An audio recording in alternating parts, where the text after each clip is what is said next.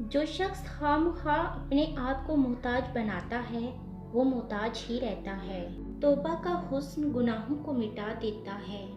سچ بول کر کسی کا دل توڑ دو، مگر جھوٹ بول کر کسی کو جھوٹی خوشی مت دو۔ اگر ہارا ہوا انسان ہارنے کے بعد بھی مسکرا دے تو جیتنے والا اپنی جیت کی خوشی کھو دیتا ہے۔ اگر انسان سیکھنا چاہے تو اس کی ہر غلطی اس کو سبق دیتی ہے۔ اندھیرے کا شکوہ کرنے سے بہتر ہے کہ انسان اپنے حصے کے چراغ خود جلائے۔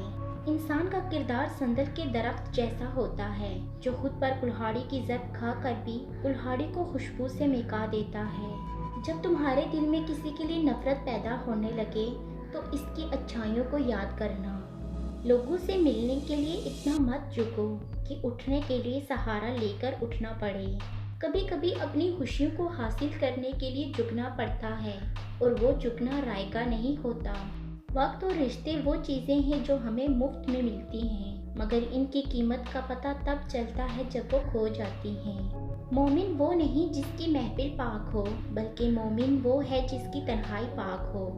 کسی پر بھروسہ کرو تو مکمل بھروسہ کرو، یا تو تمہیں ایک اچھا دوست ملے گا یا پھر ایک اچھا سبق۔ جو اچھی بات سنو وہ لکھ لو، اسے یاد کر لو، اور جو یاد کر لو اسے بیان کر دو۔ مسکراہٹ روح کے دروازے کھولتی ہے اور خاموشی غصے کا بہترین علاج ہے۔ نصیحت وہ سچی بات ہے جو ہم کبھی غور سے نہیں سنتے، اور غیبت وہ بدترین دھوکہ ہے جو ہم پوری توجہ سے سنتے ہیں۔ کبھی کبھار اچھے انسان سے بھی غلطی ہو جاتی ہے۔ اس کا مطلب یہ نہیں کہ وہ برا ہے، بلکہ اس کا مطلب یہ ہے کہ وہ بھی انسان ہے۔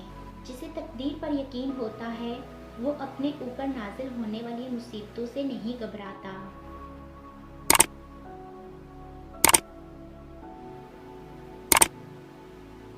انسانیت اور اچھا اخلاق انسان کو ہمیشہ بلند درجے پر رکھتا ہے۔